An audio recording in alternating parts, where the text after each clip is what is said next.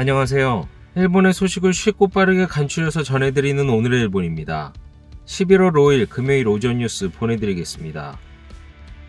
NHK 보도에 따르면 4일 도쿄에서 14명, 카나가와 22명, 사이타마 6명, 치바 5명, 오사카 20명, 홋카이도 4명, 오키나와 8명의 감염이 확인되는 등 총 158명이 확진 판정을 받은 것으로 파악되었습니다. 한편 도쿄에서 2명, hyogo, 홋카이도, 오키나와, 코치에서 각각 1명, 이렇게 총 6명의 사망이 발생하였습니다. 이로써 일본 내 누적 확진자 수는 172만 3,954명, 누적 사망자 수는 18,308명이 되었습니다.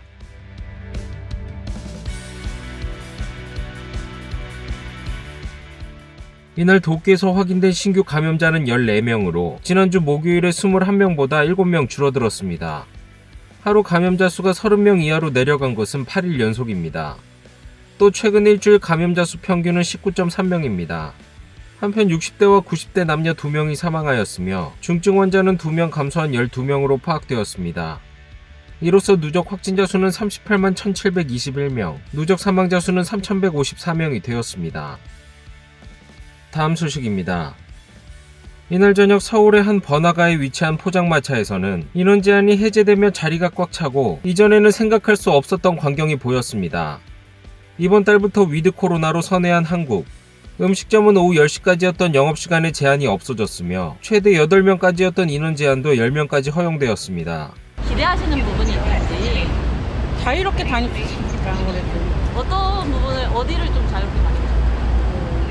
박물관이나 미술관이 옛날에 이제 많이 휴관이 많이 됐잖아요. 근데 가을 시즌이라서 거기 가면은 이제 낙엽도 볼 수 있고 단풍도 볼 수 있고. 아무래도 대학 다니는데 동기 얼굴들도 다 몰라서 이제 좀 친구들이랑 같이 놀 수 있는 게 제일 기대될 것 같아요. 친구들이랑 그냥 밤새서 술 먹는 거? 네, 그게 제일 기대돼요. 하지만 지금 여기에 찬물을 끼얹는 사태가 일어나고 있습니다. 네, 어제 코로나19 신규 확진자가 2,500명 가까이 나왔습니다. 단계적 일상 회복이 시작되고 나서 이틀 연속 2,000명대 중반대를 이어간 건데요. 9월 후반을 정점으로 감소하던 감염자는 제한 완화 전인 10월 후반부터 증가세로 돌아섰습니다. 특히 최근 이틀간은 2,500명 정도였습니다. 한국이 위드 코로나로 전환한 것은 70%가 넘는 높은 백신 접종률이 있었기 때문입니다.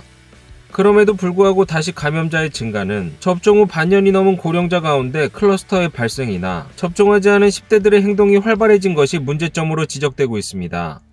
다만 중증 환자의 수가 적은 것과 의료체제에 아직 여유가 있기 때문에 정부는 더 지켜보겠다는 입장입니다.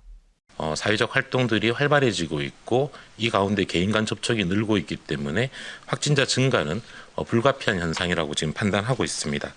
아마 이러한 이 사회적 접촉이 활발해지는 것들이 계속 증가할 것이기 때문에 당분간 확진자 증가는 계속될 것이라고 예측하고 있는 중입니다. 일정 시점이 지난 이후에는 어느 정도 균형점을 찾아가지 않을까라고 기대를 하고 있고 또한 그렇게 되어야지 일상 회복을 계속할 수 있을 것이라고 보고 있는 중입니다. 현재 나타나고 있는 증가 경향은 제한 완화 전부터 시작되고 있던 것입니다. 향후 완화에 따른 영향이 나올 가능성은 부정할 수 없습니다. 한편 일본에서는 감염 재확대는 일어나고 있지 않지만 백신 접종이 진행되며 위드 코로나로 전환한 상황은 한국과 같습니다. 현재 감염자의 감소 경향은 계속되며 이날 전국에서는 158명의 신규 감염이 확인되었습니다. 단축 영업 요청이 해제되고 11일째를 맞은 신바시의 밤 역시 꽤 붐비고 있으며 가게 밖까지 손님들이 앉아있는 모습이 보입니다. 一人で飲んでました。どうして一人で飲まれたんですか？気分転換ですかね。はい。こう時短切れてからは、仕事終わった後もやってるので、軽く飲んで帰るみたいなのが増えてますかね。今会社の飲み会ってどうなっていますか？もう全くないですね。第6波が来るかもしれないという不安はありますね。それはあります。 다시 밤거리에 활기가 돌아오고 있는 한편 활기와 무관하게 손님이 늘지 않는 가게도 있습니다. ちょっとここまでお客さん戻らないとは思ってなかったですね。はい、前世紀の6割7割ぐらい戻ってくるかなって思ってたんですよ。だけど現状は数字見ると3割程度ですので。 이 가게에서는 지금까지 도쿄의 단축 영업 요청을 따라왔다고 합니다. 私の個人的な感覚なんですけれども、その緊急事態宣言の要請をお断りして、実際に営業を朝までやってたお店とか、そういったお店に関してはそのままお客様が定着して残ってらっしゃるのかなというのはすごく感じてます。どっちが正しかったんだろうというのはちょっと感じてます。다음 소식입니다. 지역구에서의 선거 패배로 사임한 아마리 간사장 후임으로 자민당 간사장에 취임한 모테기 토시미츠 외무상. 일에 대한 수완은 좋지만 부하에 대한 요구가 까다로워 관료가 두려워하는 정치가라고도 불리고 있는데 대체 어떤 인물일까요? 키시다 정권 출범으로부터 1개월. これからは政策の実行だと思っています。 선거에서 국민의 신임을 얻었다고 보여지는 한편 신임을 얻지 못하고 채 1개월도 채우지 못하고 사의를 표명한 사람도 있습니다. 그의 후임 간사장의 모테기 토시미츠 외무상이 정식으로 결정되었습니다. 来年夏には参議院選が予定されているわけでありまして、その勝利に向けた準備、体制づくり、しっかりと進めていきたいと思っております。 현재 나이는 66세인 모테기 간사장은 실질적으로 타케시타파를 이끌고 있으며 자민당 중진들과의 관계도 좋은 것으로 알려져 있습니다. 3년 전 골프를 치는 4사람, 코이즈미 전 총리, 아소 부총재, 아베 전 총리와 골프를 즐기는 좀처럼 보기 어려운 장면입니다. 1993년 당시 일본 신당에서 중의원 선거에 나가 첫 당선되었으며 자민당 입당 후에는 3선 만에 오키나와 북방 담당상으로 발탁되고 경제산업상이나 외무상을 지냈습니다. 무역협정교섭에서는 미국 측으로부터 터프 네고시에이터, 힘든 협상 상대로도 불리기도 하였습니다. 미국도 인정한 수완가이나 관료의 입장에서 보면 두려운 존재로 화를 잘 내고 금방 폭발한다는 평가도 있습니다. 외무상이 되고 나서 많이 누그러들었다는 목소리도 있지만 당을 이끄는 간사장으로서 사람의 마음을 사로잡을 수 있는 것이 모테기 씨의 과제가 될 것으로 보입니다. 당의 사령탑으로서 수완이 요구되는 모테기 간사장. 키시다 총리로부터는 코로나 대책, 내년 여름에 참여한 선거 외에도 과감한 당 개혁의 추진을 지시받았습니다. 自民党は変わっています。こういった姿をお示しするということが極めて重要だと思っています。 모테기 씨의 후임 외무상에 대해서는 10일 진행될 조각까지 키시다 총리가 견무할 방침입니다. 다음 소식입니다. 도쿄 도내에서 며칠간 계속 목격되고 있는 원숭이. 도내에서 북쪽으로 이동하던 원숭이가 이날은 아라카와 강을 넘어 사이타마현으로 들어갔습니다. 시부야, 신주쿠, 이케부쿠로, 야마노테선 전철선로에 인접한 주택가에서 그 모습이 목격되던 원숭이. 도쿄도는 각각의 지역에서 목격되고 있는 원숭이를 동일 개체로 보고 있습니다. 3일 오후에는 아카바네에서 먼 거리를 이동하다 지쳤는지 완전히 잠든 모습을 보이기도 하였습니다. 야마노테선에서 사이쿄선 선로를 따라 이동한 것은 사이타마로 향하기 위한 생각인 걸까요? 요 며칠 이어진 도시에서의 생활. 처음 접하는 장소에서 우왕좌왕하는 모습은 전혀 느껴지지 않았습니다. 제 집 안방이라도 되는 듯한 당당한 태도. 오히려 농락당한 것은 인간이었습니다.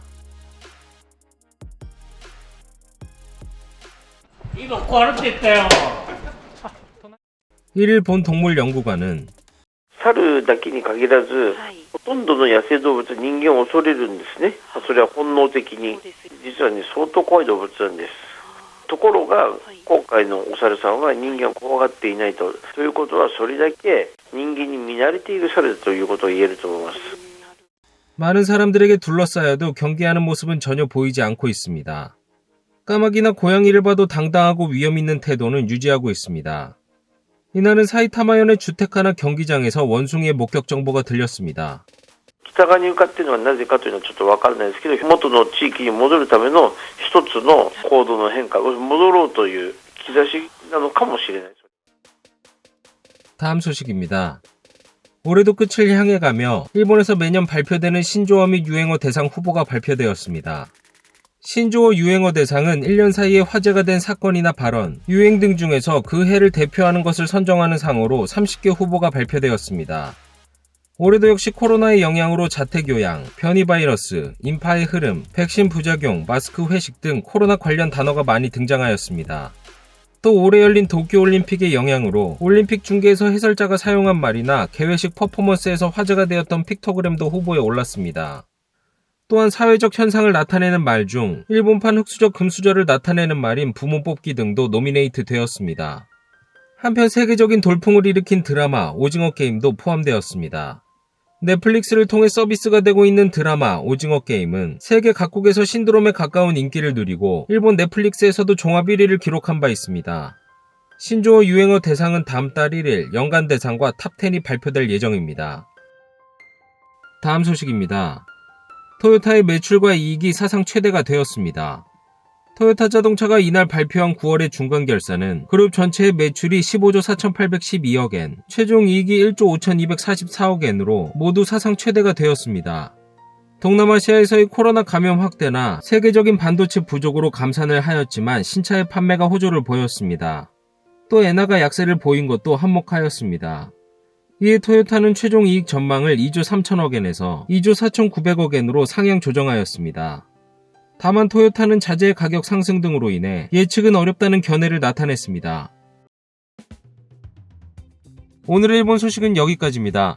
시청해주셔서 감사드리며 즐거운 하루 되시길 바라겠습니다. 저는 또 새로운 소식으로 찾아뵙도록 하겠습니다. 이그저TV였습니다.